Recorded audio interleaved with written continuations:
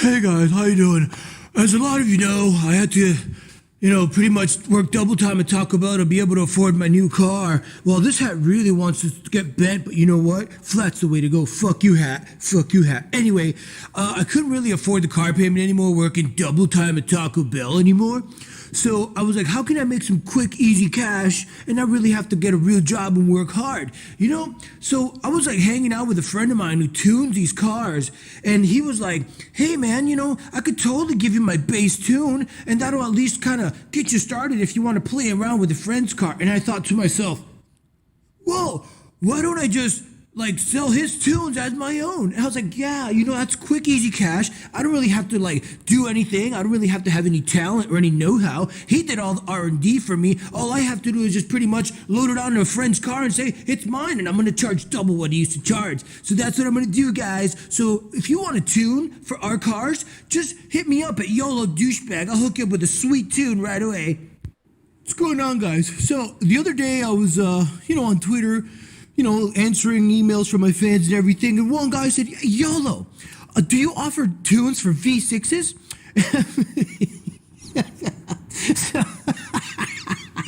so I said to him, am I a faggot?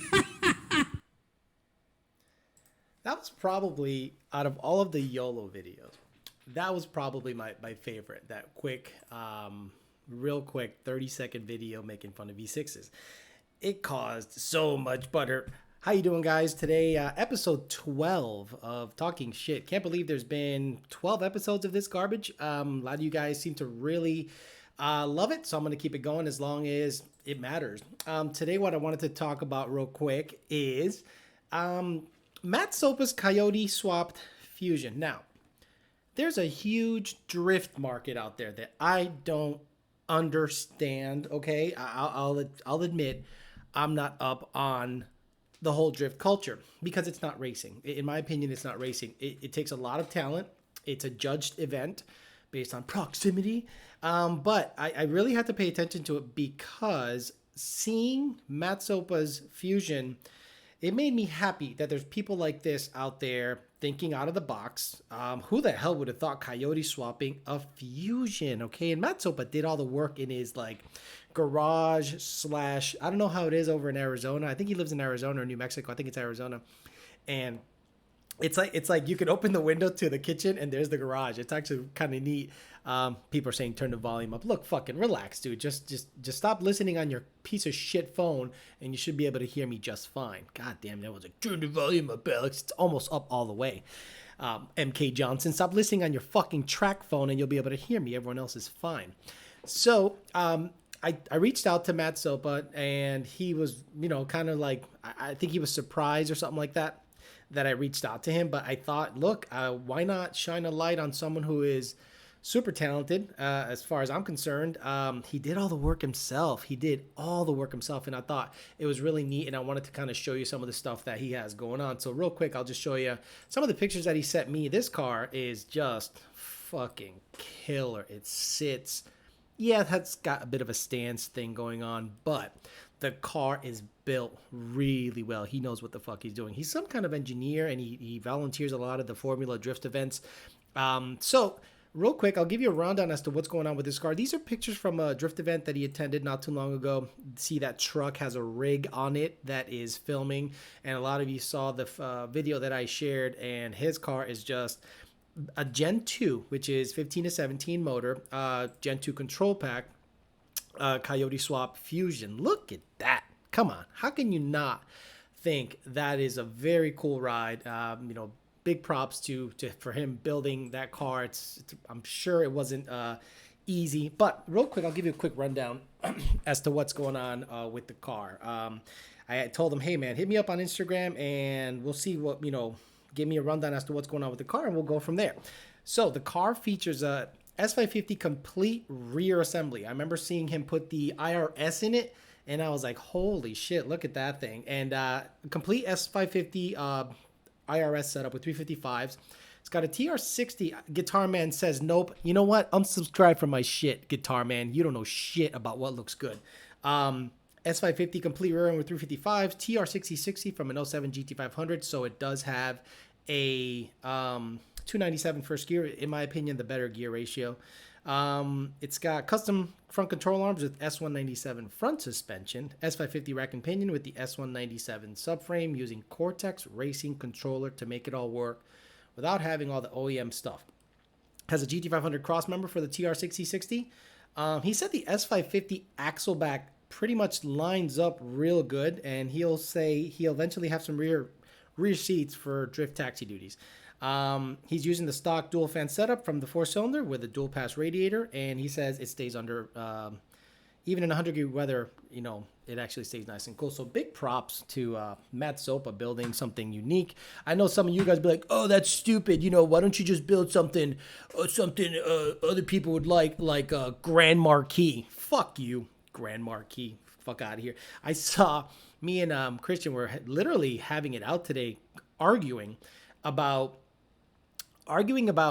what cars should be swapped, what cars should not be swapped. Now, I don't understand why anybody would Coyote swap a heavy car and then go drag race it like a Panther platform, meaning Grand Marquis, Crown Victoria, all that bullshit. I don't give two shits about swapping something into a heavier car. That's kind of counterproductive in my opinion, you know. So you're gonna Coyote swap a Grand Marquis and run and supercharge it and run 12.0s, 12.1, 12.2. Now, if he wanted to Coyote swap it, good for him.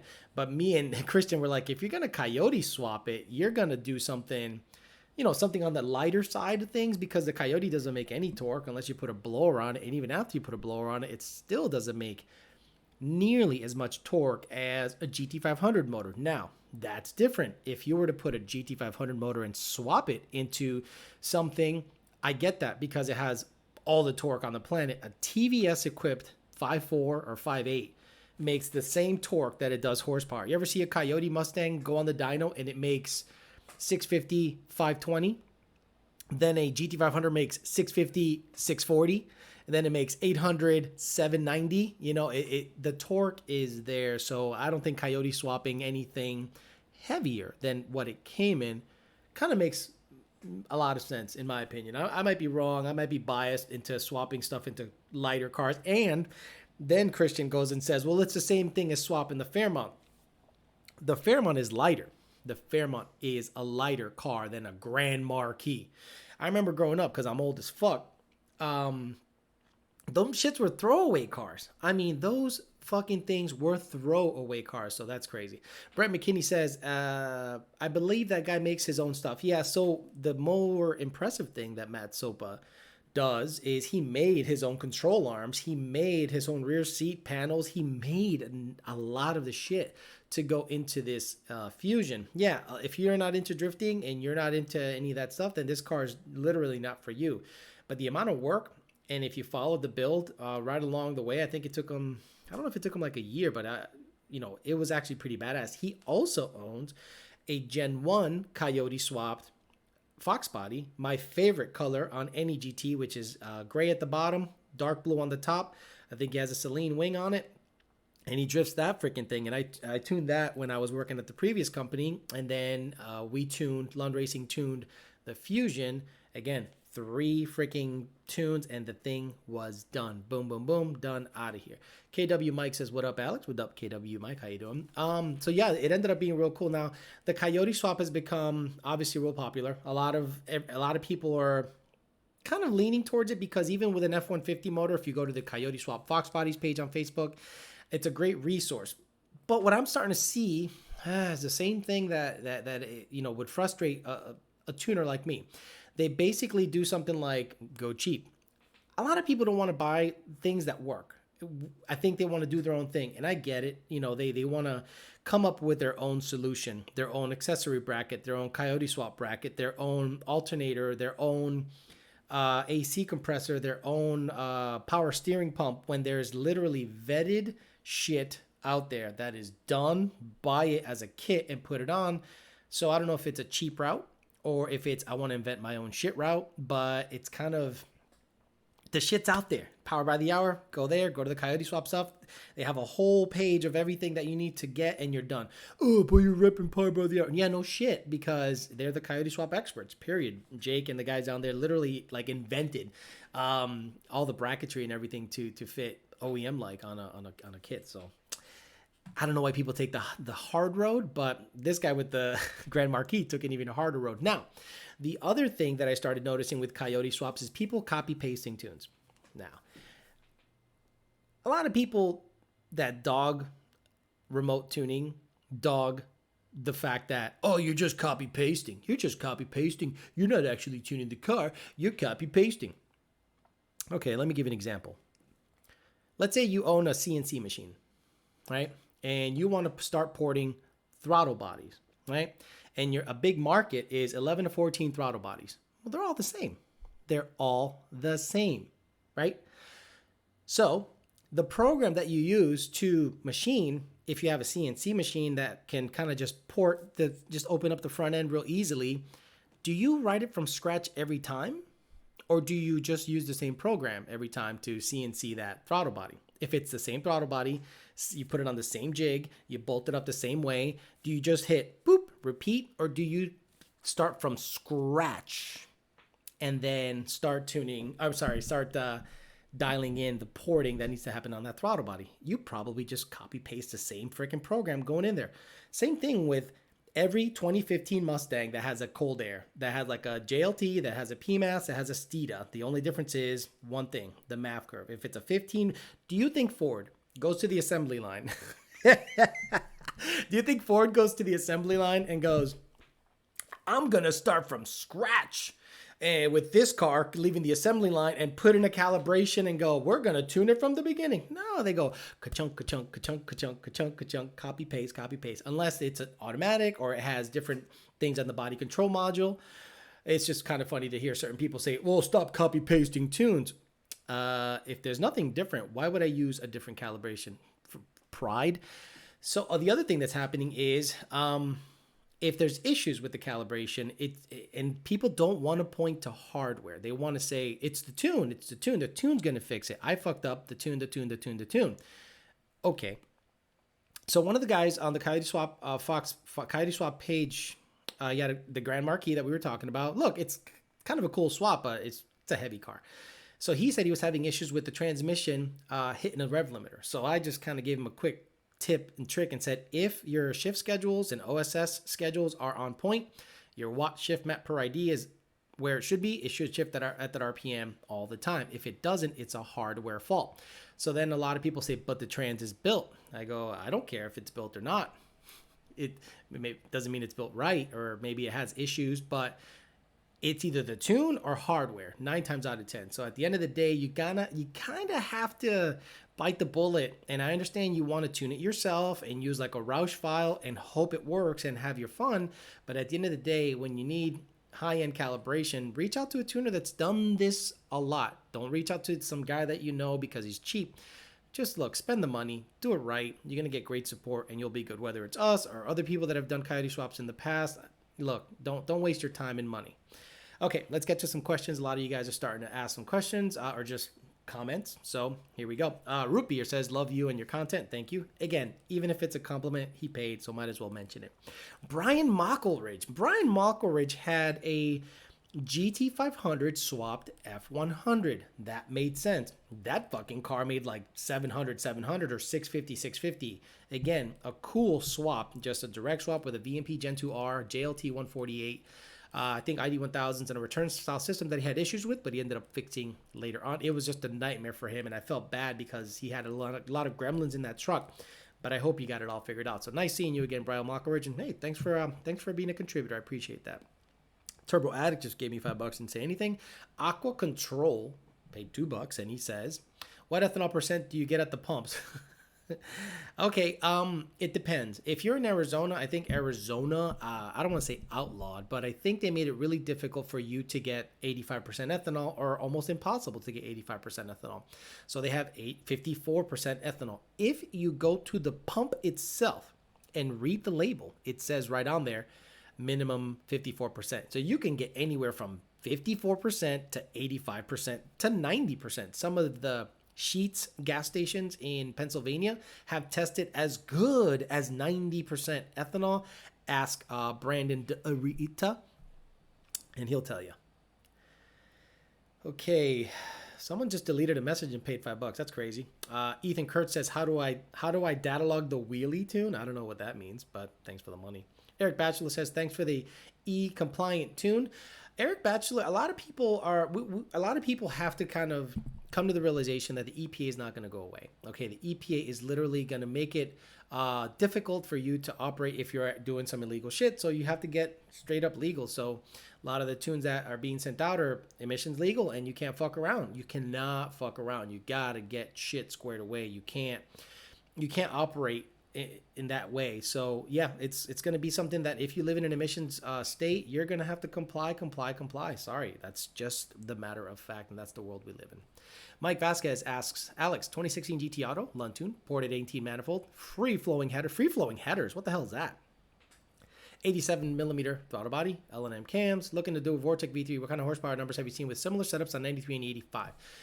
So 2016 GT Auto with the 93 tune and maybe 11 pounds of boost on 93, if the fuel is sweet, can make like 650, 660. On E85 and you have a return style fuel system and you go to like a 3.3 pulley, I've seen them make well into the 700s. And if you go with a smaller pulley and the pulley doesn't spin and you're 8 rib, you can make 800 wheel pretty easily. Actually, I'm sorry, that's on a V7. A V3, I don't know yet. A V3 probably would be about the same boost for boost. But like a V7 is a little bit bigger of a blower. I think the V7 JT is similar to the Paxton 2200, if I'm not mistaken. So those, I'm just kind of going by that. But the V3 is a little less robust as a JT or a Paxton 2200. But the numbers, I think, boost for boost are about the same. I just think you're going to create more heat. I don't want to say you're going to create more heat with the V3. I think you can make close to 800 with a V3 with a small pulley, but I think the V7 will just do it a little easier. Victor Xavier. Oh, he's talking to Guitar Man. Let me shut the fuck up. Alpha Matter says, 2011 Mustang GT, can I get away with a 50 shot of nitrous without a retune? Currently on 2018 manifold, PMAS cold air intake, and a 91 tune. So I'd rather you have better fuel than 91 if you're not going to get a retune. If not, I would get a retune and make sure timing is low, because what's going to happen on a 91 tune, you're probably, if it's sweet, going to be in the 27 degree range, 28 degrees. I don't want to see, I mean, though, I don't think a 50 shot will hurt it. If you're going to do a 50 shot, run better fuel if you don't want to get retuned. I'm saying 90, 93, 98, whatever's the best fuel you can get in your area. Brian Mockleridge says 790, 775 torque. Just like I said, GT500 motors make similar torque than they do horsepower. So at 790, 775 torque on a GT500 swapped F100. Very cool. Roush07 says, I know you don't like the 3-valve, but thank you for all the knowledge. I apply what you say to my 07 3-valve Roush TVS supercharger car. Thank you. Awesome. The 3-valve is fine. Kevin McDonald has a 3-valve swapped Fox body that runs 7s. It just has a lot of boost. I think he put a power glide in it, if I'm not mistaken. And it's been 7s. It's that one that was at Streetcar Takeover North Carolina or South Carolina, wherever ZMAX Raceway is. And he was running 8.1, 8.0, I think. And I think he won his class. So the 3-valve can make power, but his is obviously built. But I think everything else is pretty straightforward. And 3-valves can move if you put the money into them. Spark Z1420 says, LS guessed when. The only person that I think I can talk to that is LS heavy and not a nut riding fucking weirdo is probably David Clunkerton of Vengeance Racing. I think he's a service advisor or service rider, and he is responsible for a lot of the builds that get out of there. So if I'm going to talk to anybody about LSs and get well versed on it, will be David Clunkerton. I don't know how to get him down here, or I might have to set up a Skype situation. I will do a Skype situation also with Matt Soppa. I just think the guy deserves recognition. I think the guy is super talented, and when there are people out there like that, I'm like, thank God. Now, the other thing with people like Matt Soppa is that I think people that do events don't realize what Ford guys pay attention to. So NMRA is teaming up with Holly, and they're doing this thing at Bowling Green where they're doing like an LS Fest, but with Fords. And it's like, come see Bigfoot. No Ford guy on the planet gives two shits about Bigfoot, okay? Unless he's a 70-year-old, fucking old guy that was like, I remember when Bigfoot ran over a couple of cars. It was amazing. You'll get those guys. And then they're like, oh, come see Vaughn Gittin Jr. drift. No hardcore Ford guy wants to see Vaughn Gittin drift. Nothing against Vaughn Gittin. Very talented guy, very successful guy. You know who I want to see drift is Matt Soppa. The guy built it in his garage. It's a Coyote Swapped Fusion, something you never see. He built it. He drives it. He races it. That's what we hardcore guys want to see. Now, are there less hardcore guys than fanboys? Oh yeah, I'm sure a lot of people want to see Bigfoot. Fuck me, right? But yeah, it's funny how some event coordinators don't understand what the audience is, so if you want to invite somebody so people you put asses in seats, you put people, like if you're going to have a drift event and you want to make it Ford specific, yeah, you might want to get Vaughn Gittin and then maybe Justin Pollock, I think that's his name. He also has like a Roush equipped drift car. I'd rather see Matt Soppa out of all those people. Don Self, I'm going to get to your question. Relax. Where are you? Angel Martinez. Where are you, Don? Don Self says, do you guys offer a boosting Torco TVS supercharged tune like if you're running 85? Just curious. Yeah, I mean, it's just a fuel additive. So basically we add a little bit more timing and we want to see logs on Torco, Don. So it's probably like 98 to 100 octane. But again, I'm not going to treat it like E85 and throw all the timing at it. I'll be a little more aggressive than I am on pump gas. But at the end of the day, it's still just a Torco mixed 93. And if the quality of 93 sucks, meaning if your 93 octane is muff cabbage, your Torco tune is not going to be that awesome. So I want to see logs. I want to make sure the car is happy. Gonzo the Great says, has anyone figured out Gen 1 heads on the Gen 3 short block compatibility yet? I think it has to do with gaskets, and I think Manuel, no, I don't know about Gen 1 heads, but I know Gen 2 heads have been done by Manuel and the guys over in Houston, but I don't know that a Gen 1 head has gone on a Gen 3 short block yet. That's something that I've actually urged Power by the Hour to do. I think Power by the Hour would be well served into getting a Gen 3 short block because that's going to be the new shit going forward. 12-to-1 compression. Gen 2s are disappearing from the shelves. Ford is like, we're stopping production of Gen 2 short blocks and it's going to be Gen 3 only going forward. So I think people like Power by the Hour should buy a Gen 2 short block and see if what it takes to make it work with a Gen 2 and a Gen 1 cylinder head, and maybe make packages like, hey, a Gen 3 short block with Gen 2 heads, Gen 3 short block with Gen 1 heads, Gen 3 short block with 15 to 17 timing components, Gen 3 short block with Gen 1 heads with 11 to 14 timing components. And I think that'll do well. Call me crazy. Well, you're crazy. Rami Zaidan says, oh, Alex, check your email. Rami, if it's tuning related, 9 to 5, puppy, 9 to 5.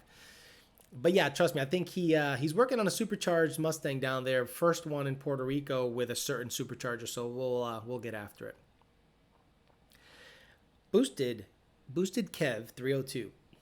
GT350 with twin turbos, ID 1050X, injectors, and 2 BAPs. Should I run E85 or race gas? I could run E85, just keep it at about 10 PSI. Anything higher than that, you might have to splurge for a return style fuel system. But at 10 PSI twin turbo, that bitch is going to be making well into 800 horsepower or high sevens. So I would run E85 because the GT350 has decent pumps. With twin boosted pumps, it should be more than enough fuel at about 10 PSI as long as you don't turn up the wick. ROG says, Alex, what's your opinion on the Edelbrock eForce 2300 with 15-inch runners for the 11 to 14 GT? The 2300 is actually pretty good. I think it's limited in terms of being able to up the pulley size or lower the pulley size to make more boost. And I don't think they have like a stage 2 option. That's why they went with the 2650 and made it super modular where you can have a certain injector, certain cold air options, certain throttle body options, and a bunch of pulleys. So I think it's a good blower for like entry level, but I don't think you can grow with it as much as you can the 2650. Reese says, hey, Alex, a 650 rear wheel horsepower low for Gen 2 Coyote packs and 11.5 PSI boost E85 and stock manifolds and cats. Yeah, that's low. If we're tuning it, I'd like to know what the fuel system is. 11.5 PSI on E85 should, if it's an auto, Should make in the sevens. But that's, you know, a little bit on the aggressive timing side, 710, 720. But depends on who's tuning it. And then if we're tuning it, as always, send a log and we'll review it then. Robert Hale says, hey, Alex, can I have a burble ghost cam tune? No. Okay, I'm going to read the comment. Can I have a burble ghost cam tune for my V6 swap Grand Marquis with a two-step? I mostly use the two-step to get attention at car meets before I peel out. This is the other thing that I'm starting to see get requested. Automatic, 18 and up guys want to be able to rev in park and in neutral to the rev limiter. Like, why on earth would you want to do that? I know why. To slam the limiter and just rev your engine as if you had a manual. Why didn't you buy a manual then? So you can just clutch in and rev it to whatever you want. Nope. Automatic 18 to 19 guys are starting to ask for tunes that when in park, you can rev it to the rev limiter. What the fuck is happening out there, guys? Gillahoon says 2011 GT, 6 manual, full cooks, high flow cats, 90 BBK Lund tune. How much to the ground? I don't know. 410, 415, nothing crazy, but you know, decent for the mods. So, okay, let me get over here and go on the paid side because there's a separate page for paid questions. Okay, Angel Martinez says, I got a 2014 Auto GT with a 2018 ported manifold. PMAS, Lund tune. I beat a 2014 GT manual with full exhaust and a CJ, also a 2016 SS full exhaust and dyno tune.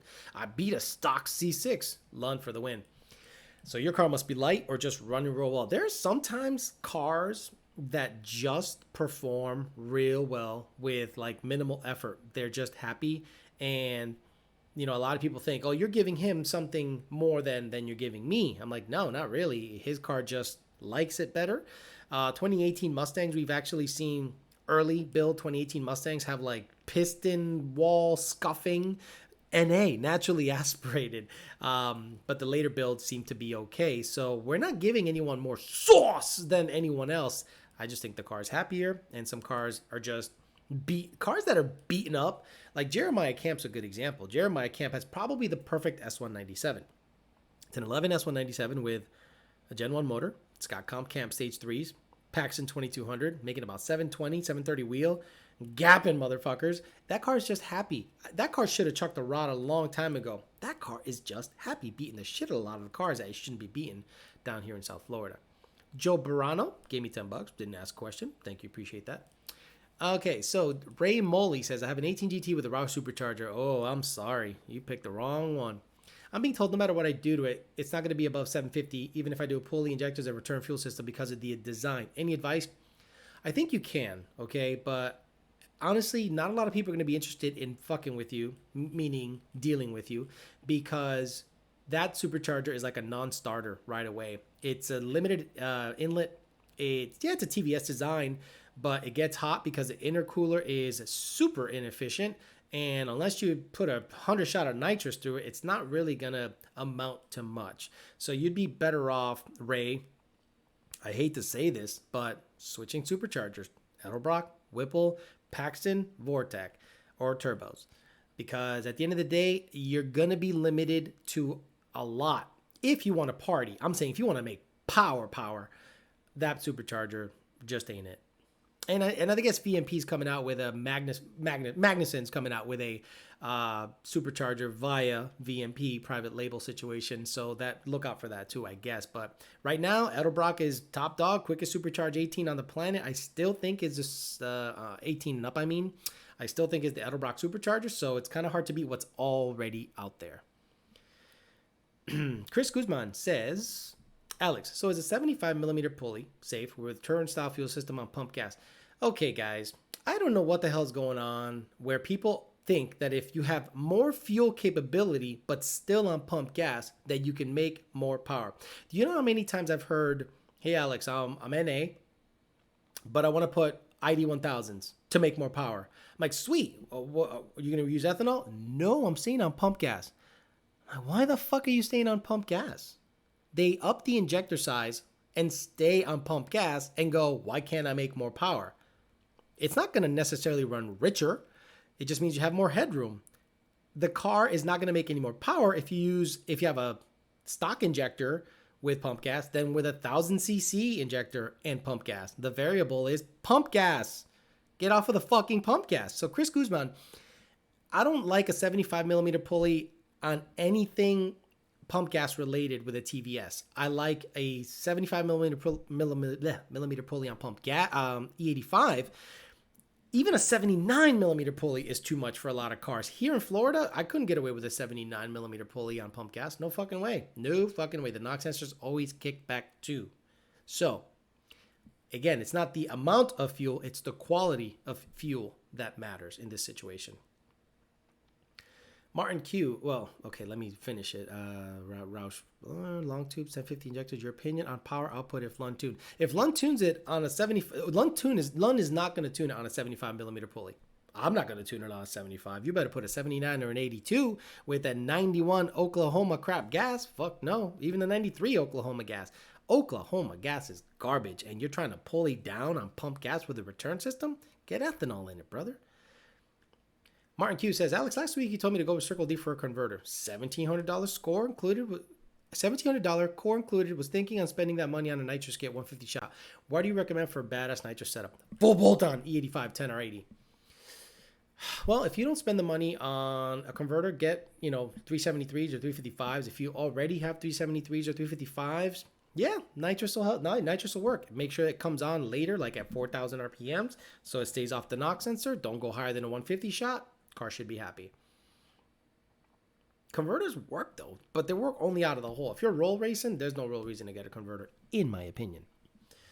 Sebastian Garcia says, I'm looking into dumping my 3-valve for either a 15 to 17 GT manual or a 13 to 14 Boss. I want to make at least 650 wheel on bad Nevada 91. E85 isn't in Nevada.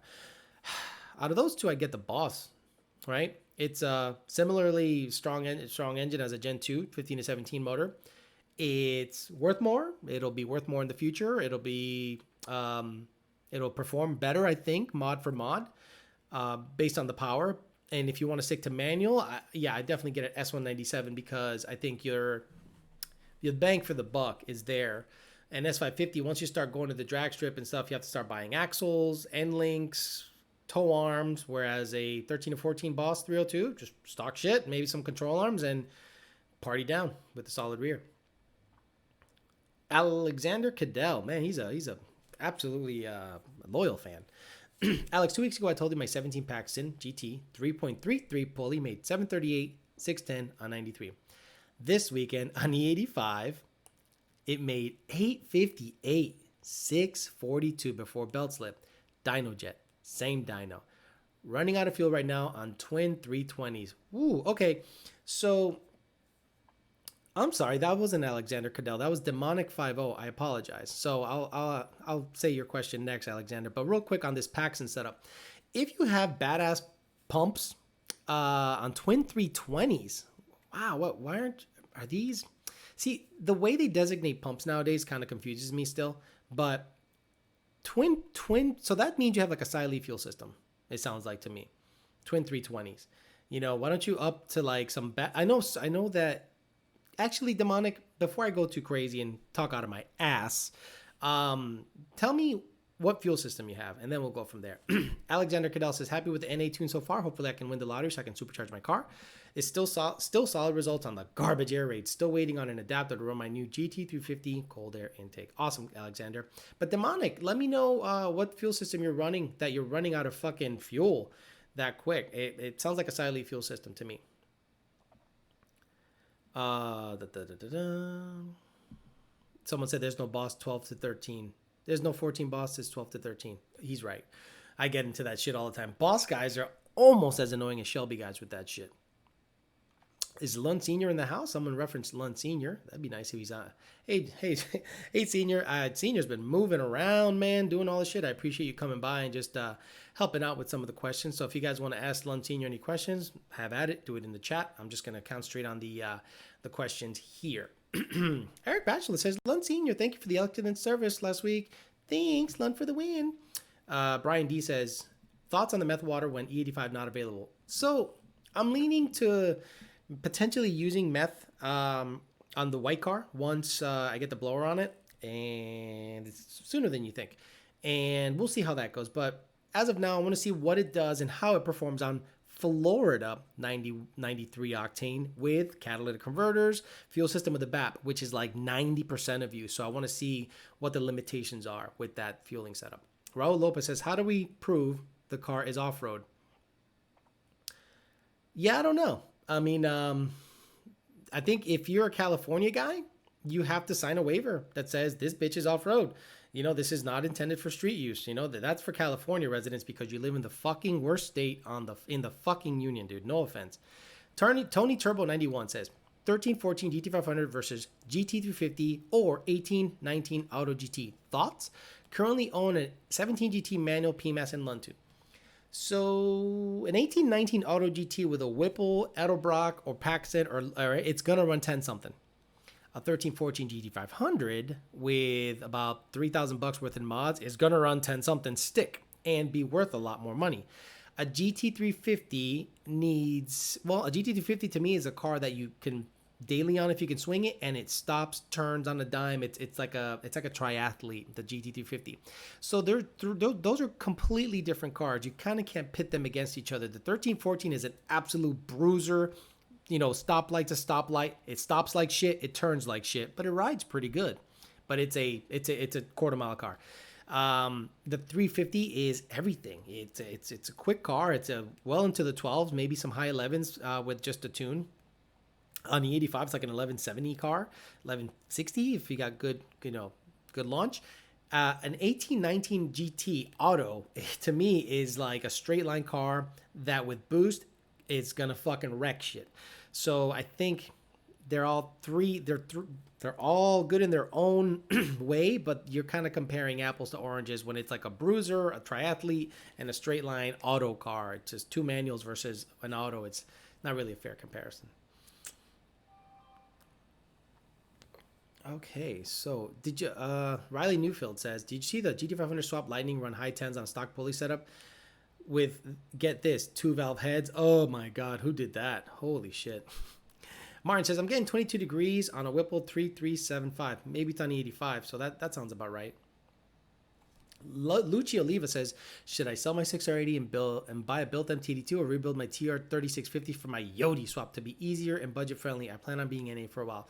I think you could do a TR3650. I think those are the same ones that came in 3 valves, and that's what Christian is going to use on his recently swapped 3-valve Barricade. Depends on how much power you're going to put through. If it's going to be NA for a while, I think you're okay. John Lund Sr. says, when you coming north, Alex needs a vacation. If I'm on a vacation, I'm not going to vacation in Pennsylvania. But if I'm coming up north, you better not have me working if it's vacay, okay? Vacay. Senior, I think I'm going to get up there once I get the Fairmont on the road. Like once it's on the road and I enjoy it for a couple of days, I foresee myself being up there in a couple of weeks just to kind of get reacclimated, make sure my, people remember what I look like. And I want to see the new building. It looks like you're doing a hell of a job getting the building set up.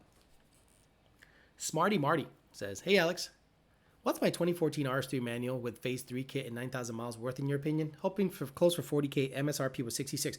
Yeah, I think with that low of mileage, anything Roush is worth good money. Anything with Roush's name is worth good money. If a phase 3, which means it's a 80 millimeter boosted pump, LU47 injector car, I think that'll be pretty badass and worth good money. I would pay $40,000 for an RS3 in that condition. Absolutely. Diego Recalde says, Street Speed 717 2012 GT500 versus a 350. That GT500 gapped 350. Of course, it's like completely different cars, like not even close. The 350 in a road course will fuck up anything within 100 horse of it. That's Mustang. So put them in a different environment, something more friendly to the 350, it'll do laps around anything. Put it in a straight line, dude, anything with a blower is going to blow it away. Hey, yo. Someone said, y'all sell Kenny Bell BHL pump? No, we don't. We don't sell any parts. We sell fluid twin turbo kits that are on the site. If you want a fluid twin turbo kit with an air to water setup or air to air setup, just hit up support at LundRacing.com and ask away. Alrighty, Hector Hector Marmolejos says, Alex, I have a 17 GT with long tube headers, high flow cats, 3-inch catback, pro charge, 15 psi. Damn, you were brave running on cats with 15 psi. Return style with a dual hat, 2 GT500 pumps. Oh no, there's your limitation right there. And VMP fuel rails on an OEM control pack. Would you guys tune it, or would I need to change something? No, it looks to be pretty good. The only thing is, if you're gonna on 15 psi, dude, are you on E85 and catted? Whew. You know, I think that's decent, but you better have like ID1000s or ID1050Xs. If you have 2 GT500 pumps, like a Siley fuel system, I'd get a boosted pump just to make sure you have plenty, because 15 PSI is making some jam. Now, the cats, let's talk about that. Are you looking to go fast? Are you looking to make power for a long time? Do you live in an emission state? You know, those are those things. I would never tell you to remove emissions equipment because that would be illegal. But I want your motor to live a long time. So we want to see if those are like those green cats that like to just fucking melt under pressure. 15 PSI, dude, I would prefer it have twin boosted pumps on top of those GT500 pumps, and just to make sure you have plenty of headroom, because stock GT500 pumps, 13, 14, they seem to peter out at a certain power level and RPM. I see the short trim start to spike, and I'm like, here we go. So yeah, I always recommend people, if you're going to go return style fuel system, for innovations, don't fuck around. Buy it once. 302 Nightmare says, what horsepower level should I get my MT82 built? Stock. They break stock. I mean, the Ben Kelmer stage 1, stage 2 transmissions do not hold additional power. Understand that. And he'll tell you that. Like when people say, I got a 1300 horsepower Mustang, I want one of your stage 1s. Ben probably rips his hair out of his head. He's like, okay, it's just going to blow up. It just has better shift pads, but it still has a stock gear set. If you want badass shit, you get a stage 3 that has the G-Force gear set. Silver Speed 13 says, hey Alex, off topic. ¿Sabe lo que es calocha? No, I do not know what calocha is. Sorry. Huncho James says, recommended blower for 07 to 09 DT500 for best temperature control in South Florida, heat and daily use for up to 650 horsepower on 91. Yes, a stock Trinity TVS. That's it. That bang for the buck. Badass blower, torque, it fits. That, a bigger elbow, twin 65 millimeter throttle body, a PMAS 120 or a JLT 123. Done. Don't overcomplicate shit. John F says, VMP monoblade drives and idles perfectly at a stoplight. Blip the accelerator and it cuts off. What's happening? It's probably just fail-safing on you, because we've heard a lot of issues with some of those throttle bodies. So you have to get back with the manufacturer, because that throttle body should idle, start, drive, and not fail-safe even on a twin 65 millimeter tune.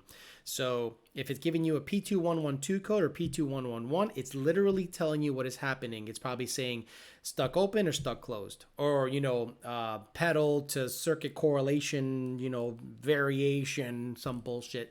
It's basically telling you, I'm fucked, bro. So return it, get a twin 65 or twin 67, and you're good. Get with the manufacturer, see if they can give you a tune for it. Who knows? Alexander Cadell, looking at getting inch and 7/8 long tubes. Would you recommend Cooks or LTH brand? They're both good enough that it's up to looks at this point. So Cooks is a higher quality it's a higher quality header. Cooks ARH. LTH is very good. Senior has LTH. So honestly, Alexander, if it's looks at this point, it's up to you. If both are the same price and both are the same to you, fine. I think Cooks has a slightly edge in terms of fitment and quality, but LTH is no slouch. They're very good. G Unit Silk City says something about Calocha. I don't know anything about Calocha, so I don't know what the hell that is. So you guys have to clue me in. Is Ben doing anything with the 1819 MT82? Nope. Huncho, do a TVS or Kenny Bell or Whipple 2.9. There you go. I told him. TVS, Trinity TVS Senior. We'll just leave it at that. Mongo Smash, I have the same setup, say CJ. Okay, good. Hey, Alex, Sam wants you to check your email. Who the hell's Sam? Bang for the buck, Trinity, exactly. John Lund knows the deal, and it fits, dude. It just fits. A lot of people get a little overzealous with the blower selection. The 209 Whipple is very good. I've seen it make real good power on pump gas on a 1314 GT500. I just think if you want to go bang for buck, Trinity off the shelf, people are dumping them for some reason. I mean, I don't know why the fuck you would dump it. And if you're gonna stay on pump gas, you don't want to go something big. You want to be good. Oh, calocha means calor en la chocha. Oh, whatever. I mean, I don't know. Call me crazy. Don't care. Beard in Cars says something about he daily drives his Kenny Bill 168. Yeah, the thing is with monoblades, it's a touchy subject because we tune the biggest, by far, volume Mustangs on the planet. So when a part comes out and we start having issues with it first, manufacturers have the option of working with us and fixing the issues, or we basically stop recommending certain parts because they stop working. And we, trust me, we go out of our way to make sure that it is not the calibration. We do everything possible to make sure, hey, it's not the tune. Now, Junior and I are going to have a video one time just all talking about drive-by-wire, how it works, and how we can kind of prove that it doesn't matter, because on Donnie's car, Donnie Renfro, he had a TVS equipped Coyote, and it ran the best on a CJ65 file. It had the best throttle feel. He liked like a bit of a short pedal. When I put a monoblade tune on it, it just had a bit of a longer pedal. And one day I fucked up and put like stock twin 60 data, which is the same as 65 and 67. That bitch drove fine, which proved to me it really doesn't matter. As long as it's a twin bore or similar TPS sloped tune, it'll drive fine. It just might be touchier or longer pedal depending on how it's mapped out. So a lot of people say, well, it's the tune that's making it fail safe. I can't make the tune make it get a P2112 code, stuck open or stuck closed code. Said Matt Sopa's in the house. Where is Matt Sopa? Is he? And he said he was going to try to join in. He said he was busy, so I didn't really want to hold him to it, but that'd be cool if he did show up. G-Unix Silk City says, do not buy Boostane. Get 100 octane or 85. He's not wrong. I'm not going to dog Boostane or anything like that. If anything, it just turns your plugs a funky color, but it works. Boostane and Octanium works, but I don't recommend it prolonged. Like I wouldn't be dumping 1 can of Boostane per tank, or even half, because my plugs are not being orange in no time. Someone says, missed the question, Alecito. Okay. Let me scroll. F-150 S550 says, Alex, what's the max horsepower that can be had from a Coyote Swap with the GM fuel filter regulator, a 6AN line, FIC 1000Hs, and a 525 pump? Yeah, I'm going to treat it like pump gas, right? 650, right? 650 wheel. That's the most I think you're going to get out of that setup. And unless you want to get E85 and a return style setup with at least a dash 8 line and a return with a regulator, you're going to be stuck at whatever pump gas power you make. So 650, some Whipple Gen 3s though have made close to 700 on sweet 93 octane. So, it's not out of the realm of possibility of that actually happening. Timothy Fush says, Alex, I got a Lund flex fuel tune on a 19 GT. It will not learn past E70 on the past 2 full tanks of tested E85. Everything is stock except the drop in AFE filter. The carbon trap in the stock removed. Thoughts? Do not rely on the flex fuel tune to become your tester. If you have physically tested the ethanol coming out of the pump that it is 85%, feel free to put in your E85 dedicated tune. The flex fuel tune is there for convenience and for transition, meaning if you think you have a little pump gas left in the tank and you can run it out, meaning using the flex fuel tune, you can just keep throwing E85 in it until you're sure it's out. Don't sit at the gauge and go, damn, it's still 70. I'm not going to put E85R tune in it until that reads E85. No, if you're pretty sure all of it is gone and you've gone through a couple of tanks and you've tested the ethanol coming out of the pump, guys, feel free to put the E85R tune in it.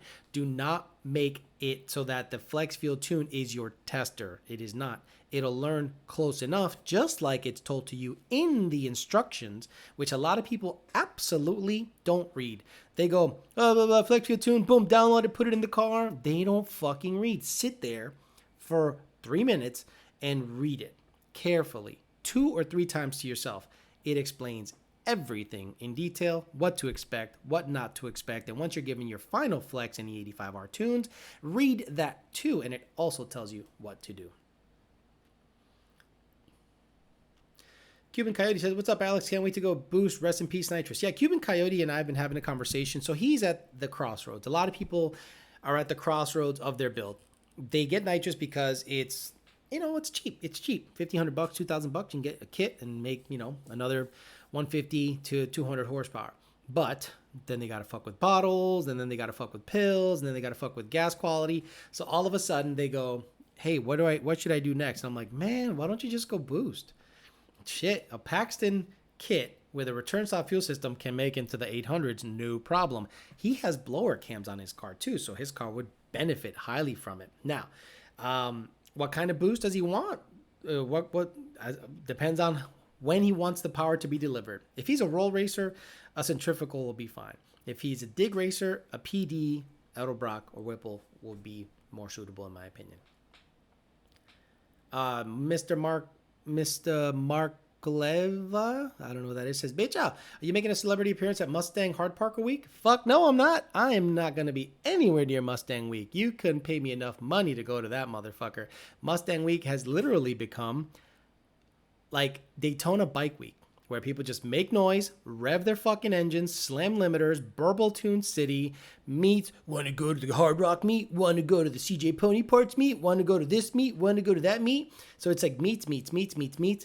And 9 times out of 10, it's just like a jerk off fest. And I'm not a car show guy when it comes to that. Now, if someone paid me to be like a appearance dude, whatever, I guess there's like a YouTuber meet. Oh my God, I heard that. I cringed so hard. I'm like, a YouTuber meet. Hey, imagine you show up to the YouTuber meet and this is all you see. Hey, bro, I'm here at the YouTuber meet. We're just some fries. And, yeah, what do you think about that? Yeah, well, you don't. What do you say? Come on, guys, cut the shit. Mustang Week is right. I went to one Mustang Week, and it was when I worked at VMP. I worked at the booth, got threatened by one fucking quote-unquote famous Mustang guy, which was the emptiest threat on the fucking planet. Don't think I forgot about that one. Fucking guy's like, you want to go? I'm like, who are you? I think he was mad that I didn't know who he was. And later he was kissing my ass, of course. And you know who you are. You think I forgot about that shit? Fuck no. I don't forget about shit. Hector's going to be running 3 Honda Civics with spoon engines. He's got about $25,000 in his motor. I'm like, really? Demonic 50 says, I'm running GT350 assembly with twin GT pumps. 320s, I believe. Return system with boost reference. Losing fuel pressure at 7,500 on the 85 with 15 PSI. Thinking D-Torque 400s. Not a big enough baller for 4. Honestly, dude, I think you either... Do you have booster pumps, dude?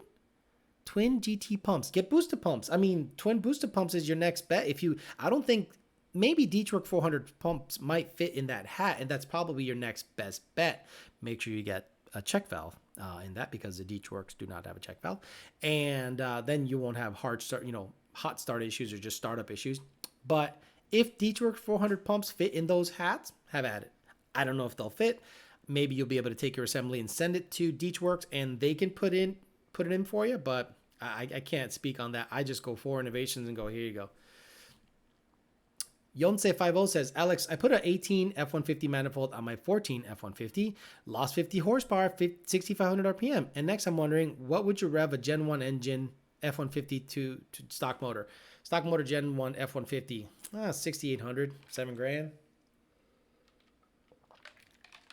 I don't know. I don't know what people are. People want to find that magic potion of stock intake. Oh, I'm going to get a stock 18 manifold and put it in my Gen 1 F-150. Let's see how much more power it makes. He lost 60 horsepower.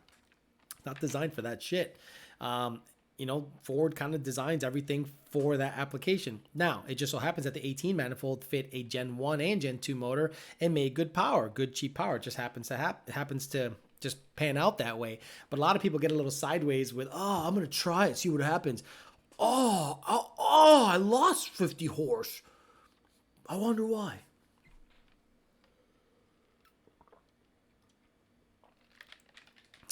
Sorry, I'm sorry to be harsh like that, but it's the truth. Jason McAllister says, Godzilla swap, 2650. He knows how to get my attention. 2650 Autobrocker, 2.3 TVS, 2016 GT, looking for 600 to 650, 93 daily driver. Both will get you there. Both will get you there. The 2650 will allow you to grow a little more because bigger rotor pack. And it'll probably make the same power on less boost. G Unit Silk City's talking to Mongol Smash. I'll leave him alone. Alexander Cadell again might be headed to Korea because of work. Is the gas over there any better than or the same as the garbage they got here in Fort Bragg, North Carolina? North Carolina's got good gas, believe it or not. So, but I've tuned a couple of cars in Korea, North Korea. I'm sorry, South Korea, not North Korea. Kim Jong Un's Mustang, and the gas was decent. I'm not gonna say awesome like Texas or the Carolinas or Pennsylvania, but it's actually pretty good. So I wouldn't worry too much. The Psychotic One says, where the fuck are you, Psychotic One? Alex, us naturally aspirated poor people are wondering the status is and what's next for the red car to get it closer to the 10s in the quarter. Right now, we're in the thick of summer in Florida. It rains every day. I am not going to put a dime in that motherfucker until we get some cooler weather and I can actually work on the car. The next step, okay, so for those of you that don't know, I own a 2015, that car behind me. It's now naturally aspirated, GT350 intake manifold, GT350 throttle body, stock 18 cold air, FIC 1000cc injectors, return style fuel system on E85, and it's only been 12.3 because it's stock converter and it's a heavy pig. The next step is this.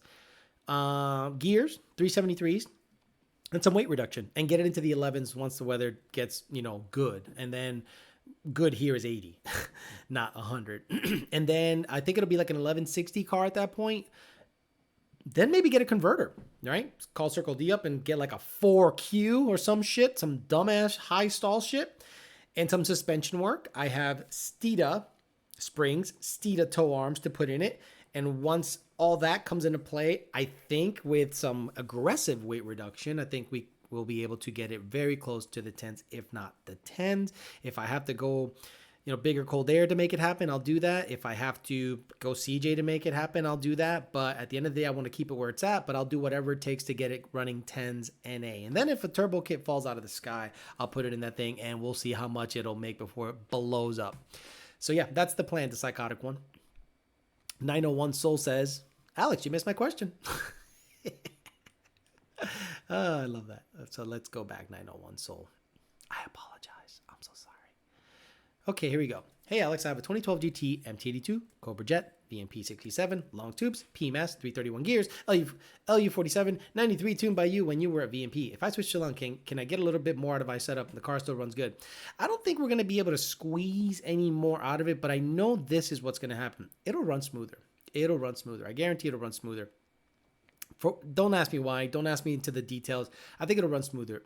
I think your limit, again, is 93. You already have enough to go E85, And, we can offer you you have a Cobra Jet. I can't give you the cam lobe idle tune because it's Cobra Jet.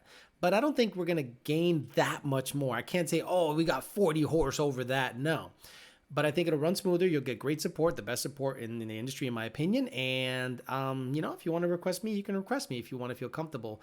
If you felt comfortable at the whole, tuning situation with me, bro out, doc, all that stuff. Wow, a lot of questions that I must have missed. Okay. Tony Turbo says 1314T already said that. Thoughts currently on a 17 manual. F-150 tick knock problems. F-150, J Fine says F-150 tick knock problems. I don't know of any rampant tick knock problems. I know they had a phaser issue not too long ago, but honestly, I rarely hear about tick knock issues that are running rampant on F-150s as of yet. Maybe on Facebook people cause mass hysteria, maybe 3 or 4 trucks that are very, known and seen, have tick issues, but I haven't seen it in a huge amount to make me think it's an issue. Robert Hale says, hey, Alex, some other folks are asking the same questions. Tuning in California, would you want to give it a mention? Off-highway vehicles, pre-smog vehicles. I'm Coyote Swapping a 65 Mustang myself. Anybody in California needs to sign a waiver if they want to get tuned by us. Real simple. That's it. It's on the website. Go to support@lundracing.com. Go to our support page. Go to our Facebook page. It's all right there. It's all right there. If you are in California, we'll tune you. You got to sign a waiver. You got to sign a fucking waiver. Plain and simple. You're going to have to provide extra information, but we'll tune you. But you're going to have to provide a bunch of information and make sure that we cover our fucking asses so you're not doing some dumbass shit over there, because that's the state you live in. You chose to live in that state. It's not our fault that you live in a fucked up state like that. Sorry, guys. Joe Barano says, Alex, what are your opinions on swapping to a GT350 to a crossplane crank and the car will be getting a supercharger? Oh, well, go ahead. I have not seen flat plane cranks explode because of a supercharger. I haven't seen it. I've tuned more than enough Whipple GT350s, ProCharger GT350s, and Twin Turbo GT350s to feel comfortable at a 1011 PSI 800 wheel that nothing's going to happen. Demonic 50 says, GT350 fuel pump assembly. Okay, I think we already answered that question. Lucio Oliva says, should I sell my 630 and buy a built-in? I already answered that question. John Lund said, when you come in, good. So I must have lost a couple of questions there, so I want to just make sure and go back that I got everyone squared away. Temperature control South Florida. John F. gave me $5 for no reasons. Looking at getting long tubes. Recommend LTH. Okay, I already got those questions. Timothy Futch again. Okay, wow. So Psychotic One wanted to know about the Mustang. Alex missed my question. Okay. Great Cylinder McGee says, sup, Alex? I bought a Hellcat Challenger because of you. Coming from a 15 GT base model. Love the non-biased information and super comedy. Thank you again. So I heard the other day someone say, the GT500 is going to be just as comfortable as a Challenger. Fuck you, it is. It is an S550. It is small. I am 5'11", 220 pounds, and I am barely comfortable in an S550. I can't imagine someone like a John Lund Sr. or John Lund Jr. getting in an S550, then stepping into a Hellcat Challenger or a Red Eye Challenger and saying, this is less comfortable or as equally comfortable as that S550. No fucking way. The Challenger is wide, big, yes, it's heavy, but so is the new GT500. So, and then with an E85 tune, a pulley upgrade, that bitch fucking rolls out. I'm sorry, it just does. I'm not a fucking retard and a nut rider and say, oh, Ford Mustang forever. I love my Mustang. I think the Mustang, I'm gonna have a Mustang or a Ford for the rest of my life. But I'd be stupid to deny the potential, the comfort that the Hellcat Challenger, Red Eye, and Demon have, even and the Charger. They are big, nice, comfortable, fast cars. Plain and simple. Drinkmeister, DR1 NK Meister. My God, the way you guys spell stupid shit. So Drinkmeister says, hey, Alec, I'm running an 18 GT canned tune, whatever that is. 91 air raid cold air. If I change my throttle body, BBK 85 or 90, maybe long tube, lung, L-U-N-G, custom tune, worth it compared to canned SET tune? By the way, great channel. So Drinkmeister, love you. Thank you for coming to the channel. Get rid of the fucking throttle body, put a stock throttle body back in that motherfucker, and get a lung tune. You're welcome. Trust me, you'll love it. Thoughts on the Coyote Fusion? You must have missed the first 20 minutes of the show. Box luxury. Box luxury. That's a luxurious pussy you have there. Devish Patel, any crazy 18 manuals that you heard of? None. Zero. I'm hoping to be the first. Christopher Reyna says, I love you, Alex. Love you back. You have a sister? Don't Say My Name says, who the fuck is Stang Mode? Oh, Stang Mode's a YouTuber. He has a lot of influence. He has a lot of fans. I don't watch his channel. I don't watch any other YouTuber's channel because I think they have a completely different demographic than I do. I am more of an informational vlog style deal. They are more entertainers. Texas Stang says, if staying NA, should I get a built MT82 or stick with a Mantic twin disc? Or stick with a Mantic? What? That doesn't make sense. If staying NA, should you get a built MT82 or stick with a Mantic twin disc? That question doesn't make sense. I love the Mantic twin disc, and you should get a built MT82. Why not? Beards and Cars says, misfire and a few other turned off thoughts. Good for obvious Texas street reasons, but worried a little. Possible to turn back on? I don't even know what that question means. Did you turn off your misfire monitors because they just kept popping up? Do you have a manual car with like an RXT clutch, which some are prone to out of balance issues, and you have to keep relearning the mass, the flywheel mass? Do you have a WAP box? Because if you have a WAP box, we have to disable the misfire logic because it literally misfires on purpose so you can get up on the chip. So yeah, that's a very loaded question there, sir. Okay, so Monte540 says, GT500 4 Whipple, 22 PSI, 100 octane, only making 700 wheel on a Mustang dyno tuned by Lund. Thoughts? Combo is in a Fox body. Yeah, something's up. Something's up there. I don't know if the Mustang dyno is reading low or not sure what the hell's going on, but a 4-liter Whipple should be making all the fucking sauce, dude, like well into the 800s. Great Cylinder McGee says, can you let some of these delusional kids know that stock for stock, a 2019 Mustang will stand a chance against a Hellcat Challenger in a roll, both equal traction and optimal driver IQ, LOL. Yes. If you give me a stock Hellcat, I'm saying stock tires, stock everything, auto or manual, it's a driver's race versus a stock GT. How do I know this? When I worked at VMP, Joe Goodenough tuned. I know, it's a tuned car. Guys, it's a tuned stock GT on 245, 50, skinny tires. And it went up against a Hellcat with unknown mods. Who knows if he was tuned or not? And he beat him. If you look on my channel, there is that race on my channel where an 18 Auto GT beat a Hellcat in a half-mile race. Now, a manual GT gets up and goes, dude, especially if it's got an E85 tune in it.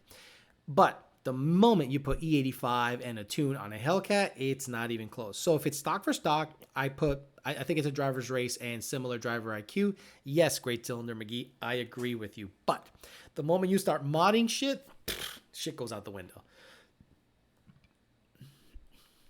I like this guy's name. Big Fat Fucking Lenny. Hey, it's me. Alex, any reason for why my RPM surges on E85R tune? Stupid Loud 50 says, send us a log and we'll see what's happening, brother. MZ says, thoughts, THOTS, which means that hoe over there. Thoughts on the C8 Z06, apparently to have flat plane crank and twin turbo V8. I think the ZR1 is supposed to have a flat plane crank and twin turbo V8, and the Z06 is said to be naturally aspirated. That's another thing that came out over the weekend, that the ZR1, could you imagine what's going to happen if a ZR1 comes out with twin turbos and a flat plane V8? Holy fucking shit. Like, rip everything. Rest in peace, everything in that price range. It's going to be pretty fucking nasty. So I hope it happens. Because that maybe will get Ford out of their fucking, Raptor loving 7.3 pushrod having ass and maybe make a twin turbo hybrid performance vehicle. Guys, technology moving forward, okay? Because if you're going to start offering 7.3 pushrod shit, I don't know what's happening. We're in fucking Bizarro world where left is right, right is up. Bizarro? Bizarro is the opposite of Superman. So if it was up is down, down is up. It's crazy to think that Ford would do that. But yeah, maybe that'll get them off their ass to go full electric performance or hybrid performance. I'm sorry, I'm spitting at the mic. I'm just like, I'm happy that the Z8, the C8Z and the ZR1 C8 might be just badass shit. Hell, the stock bitch seems to be badass shit with the Z51 package. So it'll be interesting what comes out in the next couple of years. Watch Ford just like quit and make fucking Prius wannabes and just say, no, we're just going to cater to the fucking liberal fucks out there. Alexander Cadell, man, I've answered a lot of your questions today. It says bald, but he's paid. Where are people getting the good gas in North Carolina? I'm going to different shells and Sunoco's, but I still got to add drugs to the tank to get good knock activity. Yeah, dude, I'm not sure, but a lot of the North Carolina guys seem to be getting real good fuel, and I haven't had any issues, honestly. Yeah, I'm not going to do that. G-Unit Silk City, give me your IG and I'll send you the video. I think he's talking to someone else. Beards and Car says, no, it's just turned off as in inspection. When I load my Snap-on scanner, my misfire is off. Whoever's tuning you, email us there and we'll see what the deal is. N-Gauge not working. Firmware 26.2. Help. 26.2 or 262? If you deleted your old firmware, that's your fault, brother. A lot of people load new firmware and delete the old one. You got to understand, it piggybacks off of the old. It needs the old to load the new. So if you deleted the old, find the old, put it in, or hit up your tuner and say, hey man, I loaded the new firmware and it's not working, and then we'll see what we can do for you. King Jaffe says, be nice if they made an affordable GT. Unfortunately, once a new GT comes out, you're gonna have to wait 2 years for it to be quote unquote affordable. My white 19 ended up being close to 40 when it was all said and done, but I got a good deal on it. Great Cylinder McGee says, not denying that the Mustang can't win. It's just not a faster car. Correct. He's right. Someone says, Stang mode gives Xander a soggy biscuit. I don't even know. I don't care, man. I just don't care, dude. I don't watch any of the other channels, none of the channels, because I don't want anyone ever saying, well, he looks at my channel and I mentioned that last week. I just hear rumblings of what happens left or right, and then I give a shit. Then I check. Anyone gets a little sideways, I start to look. Okay, so is it worth getting high flow cats on long tube headers for a 17 supercharged Mustang? Look. I also had another video of a Hellcat that had long tube headers with cats, and it ended up melting a cat. The high flow cats are made with higher quality materials. If you look at an OEM catalytic converter, it's actually pretty robust, and yeah, it also, exhibits a lot of characteristics of not so great flow. But green cats that are quote unquote safer and performance oriented, I don't think are any better quality than OEM stuff. So it's, you're damned if you do and you're damned if you don't. You need to be legal, you need to be emissions legal, but you also want to be fast. So you got to take the good with the bad. Honestly, look, if Ford can make a catted car, right, like a GT500, newer GT500, run well and live a long time and, not melt the cat, you got to understand that it's OEM quality stuff. It's out there. But you also, whoever's tuning it has to understand that that's, cat over 10 protection is in there. So you have to run it insanely rich so that the cats are cooled, especially for supercharged application, which might cause soot to build up in the bumper. And then people start complaining about soot. Well, you need extra fuel to cool the cats. It's a catch-22. Texas Stangs says, you missed my question. Well, let's scroll up, Texas Stangs. If Stang NA dude, I answered your question, Texas Stang. It made no sense. Is Stang NA, should you get a built MTD2 or stick with a Mantic twin disc? You're saying weird shit. If you're saying get a built MTD2 or get a Mantic twin disc, how about do both? If you get a built MT82, the stock clutch isn't going to be good enough. If you get a Mantic twin disc, you might still blow up your MT82. Do both. Very good. Okay, good. I think I'm caught up with the questions. No one's answering like crazy, so I can then, go off on other tangents. Back on the ZR1 stuff. Now, I remember I was talking to Jake Long. He owns Power by the Hour, and he said if Ford came out with a twin turbo GT500, I'll buy it. And I was like, why? And he loves turbos, and obviously he's a turbo guy. He was the one who designed the fluid twin turbo kit that Lund Racing had a joint effort in, and we were all excited. We think Ford might have built that mule somewhere, but for whatever reason didn't introduce it into the market. And then you see, Chevy doing like Dodge is doing, going after it, getting after it, because they say, fuck the price, people will buy it. And you know what? People buy it. People buy the red eye like it's going out of style. I live in South Florida, and I'm lucky that I live in South Florida because you get to see some of these cars that you don't see anywhere else. In droves, like they're everywhere. McLaren 720s everywhere. Gallardos everywhere. So it's really cool to live here. But you know what I see more than anything in this motherfucker? Hellcats, red eyes, Challengers, wide body Challengers, wide body SRT8 Chargers, Trackhawks. When the Trackhawk came out, I saw like 25 of them at the Cars and Coffee. And I was like, Wow. People getting after it. So Dodge offers a 700 horsepower SUV, 700 horsepower sedan, 900 horsepower potentially coupe, Challenger.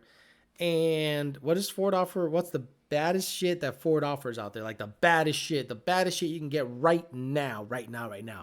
A 4,200 pound, 760 horsepower car that has the same chassis as a car made in 2015.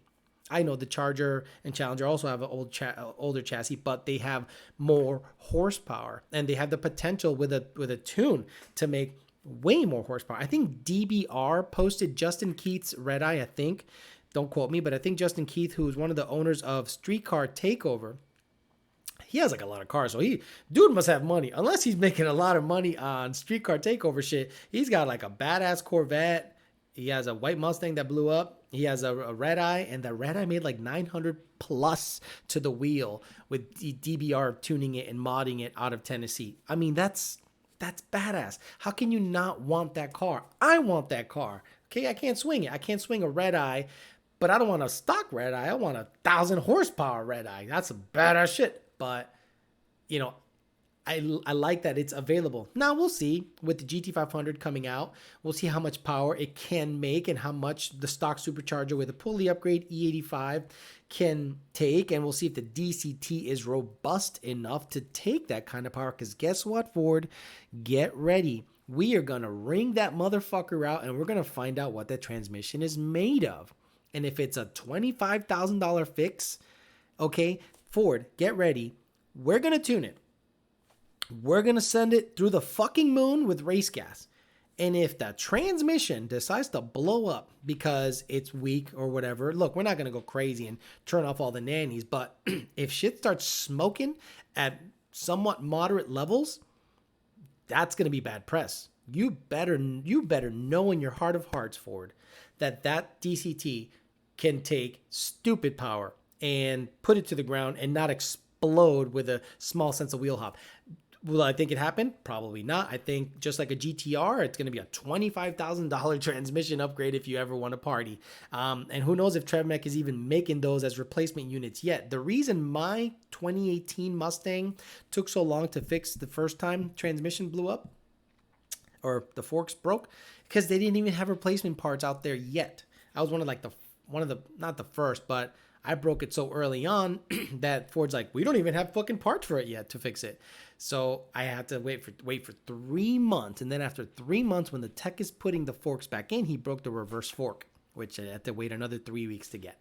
Unbelievable. So Ford, get ready, because if the Red Eye is out there running a number, if the Demon is out there running a number, which, 9s, 10s, that's good modded. The GT500 better do it, because this is a drag race world and no one's going to really look to buy a GT500 to go road racing with the motherfucker, even though that's probably where it's going to shine. The drag strip and, the street racing shit is where it's at, and where you pretty much make or break a car based on its performance on the street. Plain and simple. Diego Recalde says the GT500 needs to go on a rocky diet to go faster. Drago voice. If it breaks, it breaks. I love that movie. Fuck me. Can I use E85 with no tune and stock MTD2? No. Fuck no.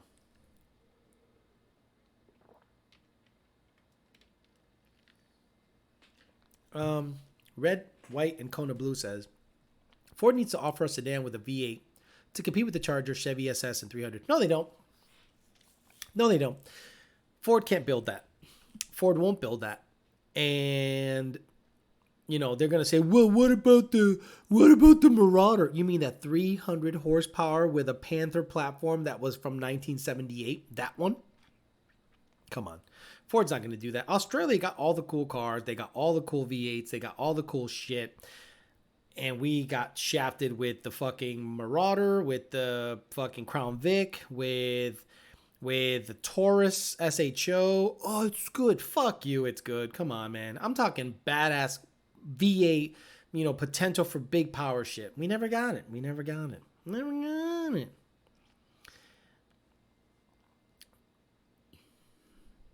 G Unit Silk City says, who buys an Explorer for their wife and puts 100 octane? Yeah, exactly. Like, they're like, oh, well, Ford bought an Explorer, Ford put out an Explorer ST. Who gives a shit? Who gives a shit? It's no Trackhawk. Best upgrades for a 13 F-150 Coyote? None. It's heavy. Just put a tune in it, a cold air, maybe some gears and some Air Force. What are those Air Force wheels or whatever? And then throw the offset way the fuck out the fender. Just lift the front end and then make sure that you have underglow lights on that motherfucker. And then move to North Carolina or South Carolina. Sedans are dying. Cars are dying. He's right. He's right. Jeremiah Camp, understand, I want to see if I can get a hold of your car one of these days and we can do a little review situation because I think you have the perfect S197, 700 horse, easy build, good power, running good, so I got to get with you eventually. But Jeremiah Camp asks, Alex, would you go Illuminator short block or Gen 2 short block for $850 to $900? Budget, if I was a budget, I'd do a Gen 2. If I was going to keep it for a very long time, an Illuminator because it's got rods and pistons. The sleeves are stock, but it's got more robust rods and pistons, so I'd be more comfortable sending it on an Illuminator than a Gen 2 short block. Mike Vasquez asks, Alex, does Paxton and Vortec use the same bracket 1516 GT? I don't know. I think so, because the Paxton is, again, it's a Paxton 2200, and I think it's like a V7 JT, but I don't know that the brackets are exactly the same. They might be slightly different. Changing the belt on those is a pain in the ass. Or even the pulley. So I'm sorry, I cannot answer that question. You call up Team Beefcake Racing. Those guys will answer that question because they sell the shit out of those things and they'll know way better than I do. Someone said, just built my, oh shit, I think I lost it, dude. I'm sorry. The C8 is lighter, but as you can increase the powers of turbos, I'm sorry. Kevin Grimes said, actually, John Lund says, Lund will tune Holly. Junior has a couple of 7.7 Holly cars. Yeah, so Junior has gotten really good with Holly, so if anyone needs standalone help, Junior will tune it for you. As long as everything is kosher, I think he's pretty comfortable with the software. Kevin Grimes says, I'm having 2018 manifold ported and I'll be installing on my 15 GT along with LE47s and intake. What parts will I need to go flex fuel and what is the wait time on a Lund tune? Wait time on a Lund tune, once you order it and it gets to a tuner, can take 3 to 5 business days. So this isn't fucking Amazon. You don't order a tune today and you get it today. You'll get it within 3 to 5 business days. But your 15 GT with LE47s and intake should be fine to go flex fuel. And we'll get you squared away. Make sure everything. We'll send you a no flex base. What does that mean? Means it's a 93 pump gas or 91 to 93 pump gas tune with flex logic turned off. We'll look at it. Everything looks good. We'll party. Jason, relax, dude. I'm getting to your question. My question. You missed it. Hey, Alex, I'm going to go with a Lund tune while using an X-Word tuner. What are some data logs Lund will require? Lund is going to require data logs depending on the complexity of your calibration. If you have any Mustang between 2011 and 2019 and it's just a cold air car, I don't think we need any data logs back. We have vetted data that just work. Copy paste. So if you have a little bit of an exotic setup, like hey, injectors, which are subject to an upcharge, a different intake manifold, which is subject to an upcharge, exotic fuel, we'll have to data log it. Or if it's a supercharged vehicle, we'll data log it. And we do the same thing. We send you a base file that needs logging, if it needs logging, and we'll say, hey, give me idle, slow revs, wide open throttle pull to about 5,000 RPMs. We'll see what it looks like. If it looks happy, we'll make adjustments, send it back, and ask for maybe a higher wide open throttle pull until we feel comfortable that the tune is doing exactly what we want. Idle, slow rev watt. Then we'll finish up with a 7,500 RPM pull. Done. Evermade says, Queef, doing an 04 Mach 1 Coyote swap, staying in A for autocross, Gen 1 or Gen 2? Gen 2. Now, for price, Gen 1. Gen 1 is fine. A Gen 1 Mustang motor is going to feel fucking nice and quick. 400 horsepower in a smaller, lighter car like that, you will love it. Trust me. But for me, because I always want to supercharge it and grow with the car, I'm probably going to want to go Gen 2 because it's a more robust bottom end. But good luck finding a Gen 2 short block anywhere.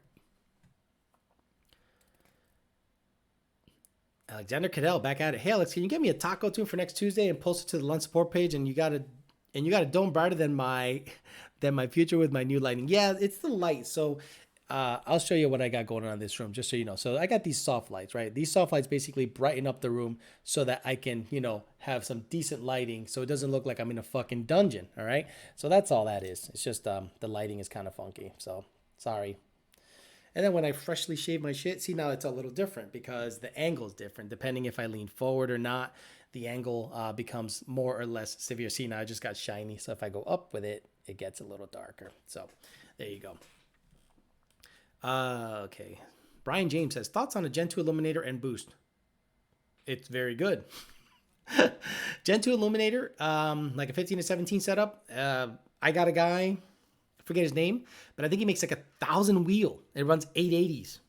Fucking Illuminator, 20 PSI and 880s and an S197 with a 4R200 transmission. Badass shit. Flat Plain Fool says, hey, don't hate on us without baldy locks hair. Yeah, sorry. I mean, I started going bald when I was 19. Some motherfucker was chopping my hair, and he's like, oh, going bald, huh? I was like, excuse me? He's like, yeah, right here. And he showed me with a mirror that I was starting to recede pretty hardcore. Not hardcore, but it was starting to recede, and I was 19. And I said, just shave it. He's like, what? I go, just shave it. It's going to go bald, and I got to see what this head looks like, and I got to develop a personality now. I had good ass hair when I was a kid, but man, now it's all fucked up. Elite Geek says, what's the weight of the Swap Fusion? I don't know. If Matt Soppa is online, you can ask that question, answer that question, what the weight was of the Swap Fusion. Why are 91 tunes so sensitive for a Whipple tune? Can't even use good gas from getting crazy knock. How do I fix this? I'm in Cali, by the way. Lower boost, right? Lower boost. No, but I want to do 10 PSI, 11 PSI. Lower boost. You don't have the octane to support that setup. So you have to, unfortunately, back off boost or back off timing. It's not that hard. Some people are dead set on running like 12 PSI. I want to run 12 PSI. What fuel's available in your area? 91. Well, you're a fucking moron. You got to absolutely dial it back. Some people can get away with less boost, more timing, and make the same power. That's what I'm planning to do when I put the Vortec on my car. Low boost, high timing, because the fuel quality here sucks. King Joffe Jofer says, any thoughts on experience with the On3 twin turbo kit? Yeah, we have a lot of experience with the twin turbo kit. We have very good MAF curves with their top mount, their S197 kit, and their single. They make power. I can't tell you about fitment. Never put one on to save my life. Don't care about On3 twin turbos or turbos in general. But on the tuning side of things, they tune pretty well, and they actually make good power. Alex with the Samuel L. Jackson look. Let's see a pic with hair. Come on, I don't have any pics with hair, man. I'll do that eventually, but I literally don't think I have any pictures of myself with hair because I'm 41 years old. The last time I had hair, I was 19. That is 22 years. Fuck me, right? I'm old. I pulled mine out of the sides and then it started falling out at the back, but I have like perma headphone dents in my head. Yeah, so that's the thing. If I let it grow out, I get like a horseshoe. But when I shave it, I look like I did it on purpose and I have a decently shaped head.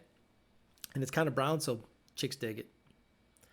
Not all the chicks, but most of the chicks dig it. Louis Galvez says, hey, Alex, do you know of any good shops in Oklahoma for Coyote Mustangs? Ooh, not off the top of my head. I'm sorry. I really wish I knew. But if you go to the Lund Racing site, they might tell you a list of dealers. And if they're one of our dealers, we probably recommend them as a shop. Late model Mustangs are Crown Vic cash cows. He's right. James Purvis says. Brian James says, how much boost with a Whipple can an NA Illuminator handle? NA Illuminators are 11 to 1. As long as you have good fuel, meaning E85, all the boost. Fucking 1,000 horse.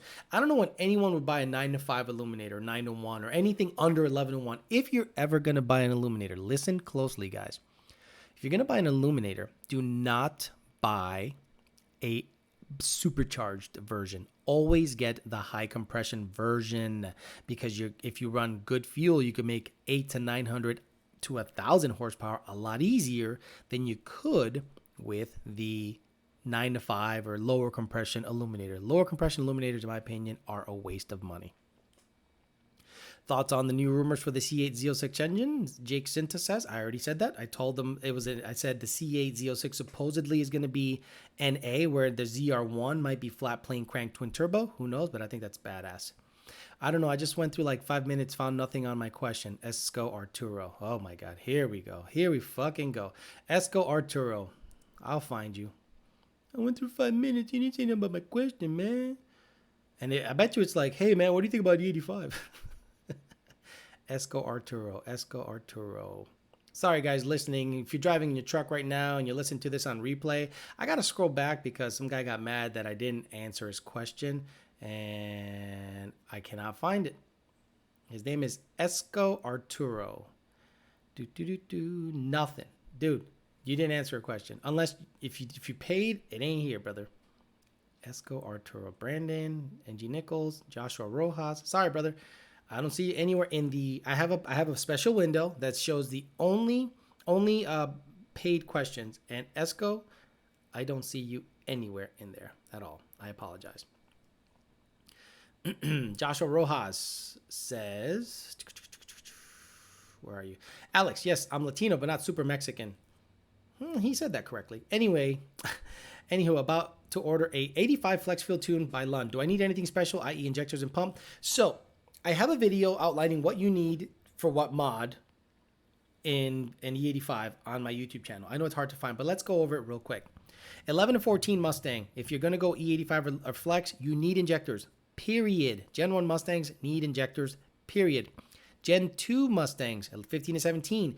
If you have a stock intake manifold, you do not need injectors. If you upgrade your intake manifold to an 18 GT250 CJ, anything not stock, you do need injectors. Plain and simple. 18 to 19 Mustangs, you don't need injectors in any way, shape, or form. There are 16 injectors in 18 to 19 Mustangs, 8 direct, 8 port. Even with a Cobra Jet, you do not need an injector upgrade. Hopefully this helped you guys out. Okay, so we're bordering or nearing an hour and a half. So I'm going to start saying goodbye, and I know what happens. People start to freak out and start to fucking throw questions at me. So I'm going to let you know in about 5 minutes or 3 to 5 minutes, I'm going to end it suddenly. So if you have anything to purge, do it quick. Do not pay me. Do not pay me. Do not pay me any money to ask questions, because I'm going to be leaving soon, and I feel terrible if I see that someone paid and I didn't get into it. NG Nichols says, jumped on the lunch train and my Engage will be here Thursday for a GT250. Pumped! Dakota sent me the Flexing 85 R2 this morning. Any recommendation, tips? Looking forward to more power. Long tube headers seem to work real well, NG Nichols. And a lot of timing and good quality ethanol, and that sucker will love you. It will absolutely love you. Stupid Loud says, pay free money for Alex. No, don't give me any money. Let's just get all the purging questions out of the way. Alex, do you think what are the best tires for street driving? Whatever comes stock in 18 to 19 Mustangs, those Michelins are fucking phenomenal, dude. Phenomenal. I don't know exactly the brand or name or whatever, but I'm telling you, they are phenomenal. Brandon Heyman says, you missed mine. Okay, well, let me scroll back, Brandon. Here you are. 4.8 liter coming for 2021 to replace the 5.0. Thoughts on Mustang? If that's the case, it better be badass. So that'd be interesting if the 4.8 will actually replace the 5 liter. You heard it here first. If that's the truth, Brandon, maybe he has some inside information. I'll look into it. I'll look into what the 4.8 liter has to offer. If it's higher compression, if it's higher revving. I like that idea. Small displacement, higher revving, not the 7.3 truck motor. That would be really nice. Frankosaurus Rex sent me money. Thank you. Have you heard about Alothman tunes? No idea. Never heard of that. 14 GT MTD2 with drag radials at the track, playing with fire, PH Garage. No, I think I used to be super against it, but I've started noticing that if you have a clutch that acts like a fuse, I prefer a drag slick, because that's wrinkles. It's less shocking on the drivetrain. But if you have a kind of a weaker clutch, like an RST or a stock clutch, the drag radials might be okay. But it'll teach you to drive, right? If you feather the clutch, if you ride the clutch out, the drag radials will be fine. Just don't dump the clutch. You will absolutely break shit. I guarantee it. Unless the clutch is worn the fuck out. Cobra Jim says, oh, Alex, I got a 13 GT500 having an issue with the car swaying at 120/130. Got 325 3520s, Mickey Thompson SS drag radials on 9.5 inch wheels and stock. What? You have 325 3020s on 9.5 inch wheels, dude? Dude, you probably have a round as fuck tire like a basketball in the back. You need to flatten that sucker out. So you need like a 10.5 inch wide rim, or you go to a 305 3520. 325 is massive on a 9.5-inch wheel. No wonder you got sway. It's probably only touching the center, and the walls are just all fucked up because it's rounded like a basketball. Pilot Super Sports, Flat Plane Fool says, yes, Pilot Super Sports 4S's are badass. The Michelins that are on my 19 GT, I love them. They're great in the rain.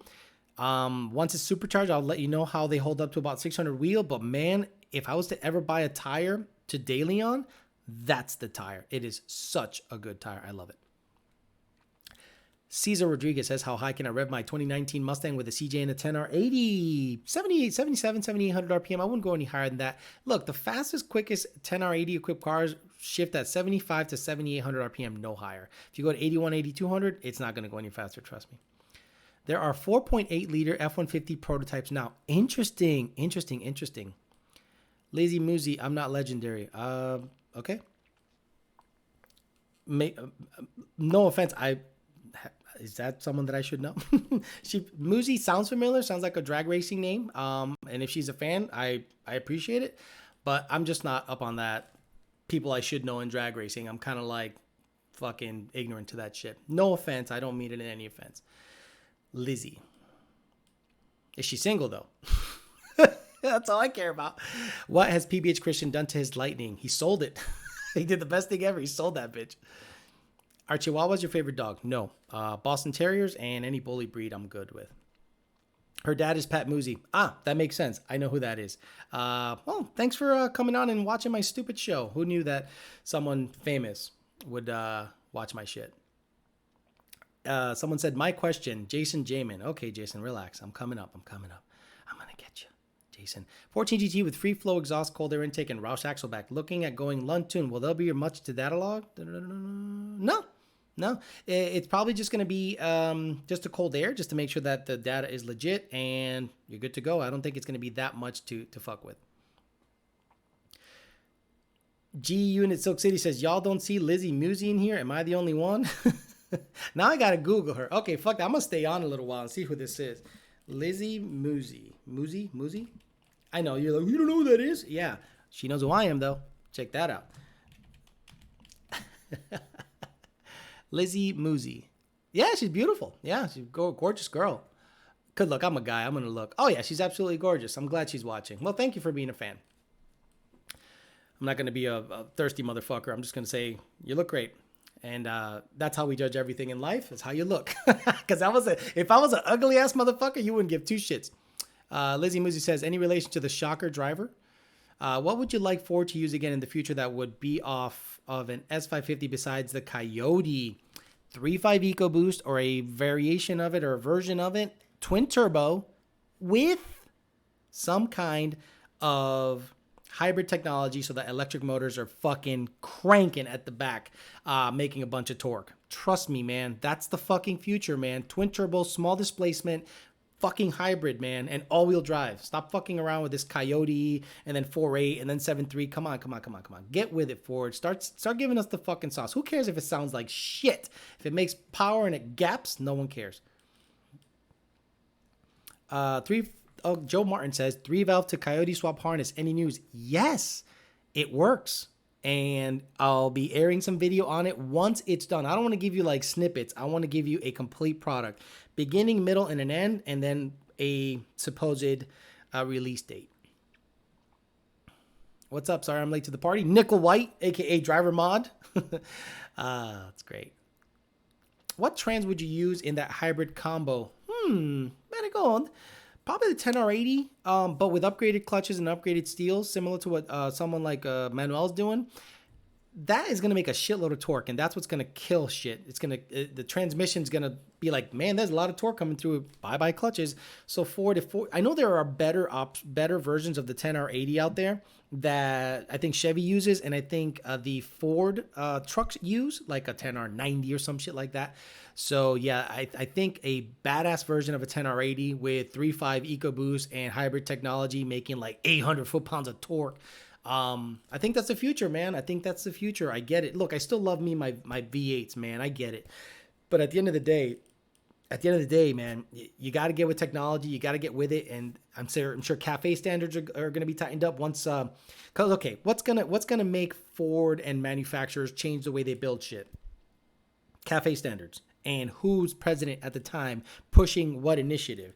Right now, we live in the era of Trump, and he's like, have at it. Fuck it. Let's just get oil and frack and boom, boom. And it's great for car guys. But if you get a Elizabeth Warren type in there, Pocahontas, and she's in there saying, well, we got to like fucking get hoverboards and ride bikes, and we're fucked. It all depends on what kind of money is being thrown at people from the government.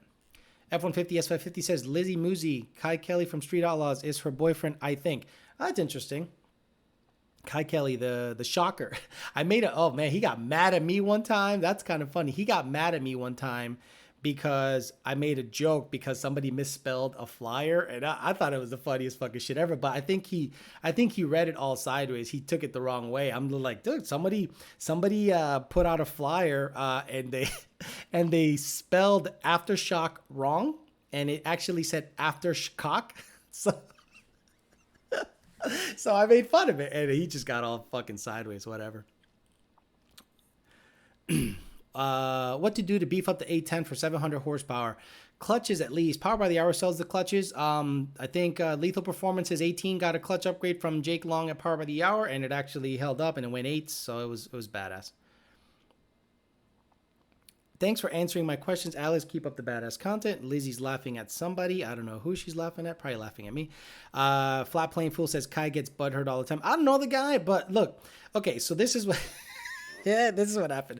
So it was like a poster. You know how some of the drag race posters, they're kind of not made that well. But this one's like, hey, man, come watch Kai Kelly and the world famous Aftershock.